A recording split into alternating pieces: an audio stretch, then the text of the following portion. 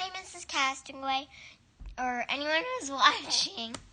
Today I'm going to be reading, for my summer reading, what was the San Francisco earthquake? On April 18th, 1906, at 5:12 a.m., that's early, an earthquake ripped through the city of San Francisco. I know something about earthquakes.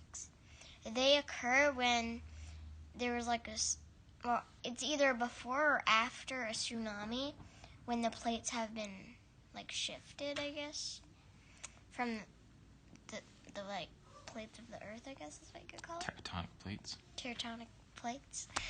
So yeah, I know tsunamis have something to do with them. Somewhere in the world, not in San Francisco. Probably not in San Francisco, but it happened somewhere else in the world. Mm-hmm. It lasted only 47 seconds, but it tore apart hundreds of buildings and streets. Many people were killed in their beds when their houses collapsed. More were injured and would die later. Estimates of the number of people killed ranged from 800 to 3,000. Wow, that's a lot. It was... Wait, did that kill more than the coronavirus? No. Coronavirus is up over 100,000. So, basically the San Francisco earthquake is nothing compared to this. But at the time, read the next sentence. Okay. It was the worst natural disaster in the United States history. Finish the sentence. Up to that time. Yes. The earthquake caused fires that burned for 3 days and nights that led to even more damage and loss of life. About 3/4 of the city's buildings were lost. Wait, wasn't Damien reading about a fire? Where was that? Chicago. Oh. I thought it could be San Francisco because they've been talking about all the buildings falling down and making fires. In 1906, San Francisco was the greatest American city west of the Mississippi River. It had a population of around 400,000, surrounded on 3 sides by water. It was the country's most important Pacific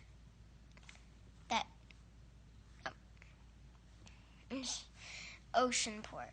Ships brought fine silks and tea from Asia. California's farm products moved from the port to other countries. San Francisco had the world's first cable car system.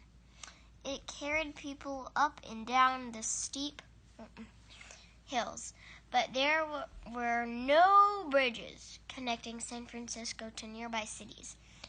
Ferries took people across San Francisco Bay to Oakland and Alameda.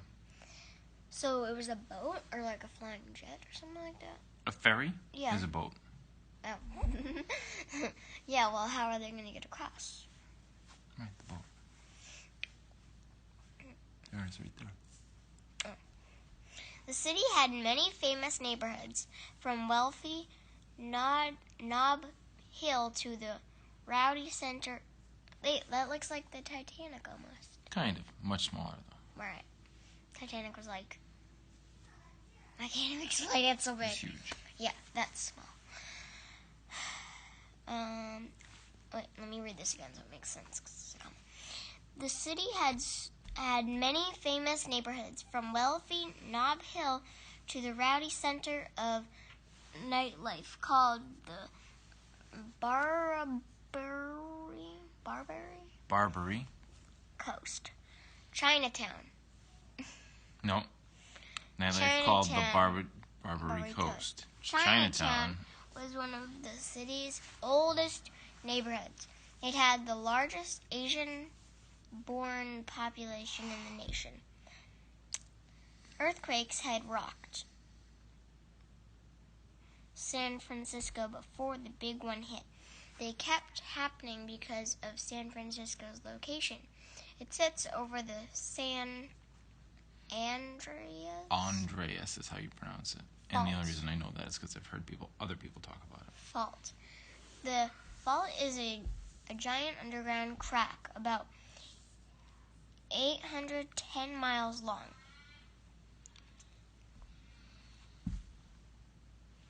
It runs from Humboldt County, California, past the Salton Sea near San Diego.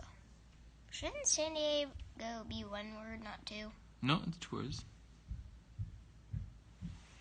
The fault marks the place where two huge tectonic plates met, the Pacific Plate and the North American Plate. That's what we were talking about. Yep. The tectonic plates. Oh, cool. There's a picture of the tectonic plates. That's really big. We don't have any near us, do we? I honestly don't know. California is the other side of the world. On the other side of the country. Oh. The Earth's crust is made up of many tectonic plates that all move slowly. The Pacific Plate lies under the Pacific Ocean. It heads up northeast. The North American Plate moves in the opposite direction. An earthquake occurs when two plates collide. Oh, why is that? When they collide? Oh, pressure builds up over time. Then the plates suddenly slip and move very fast. There's no way to tell exactly when this will happen. No one in San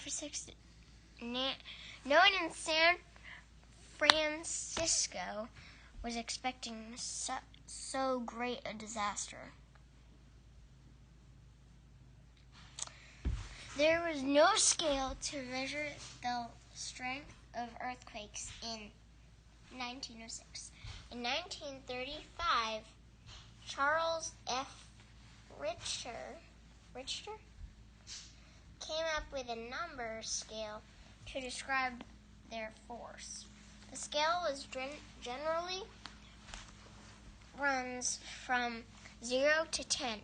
0 is for no earthquake. After 0, each whole number on the scale represents an earthquake 10 times stronger than the number before it.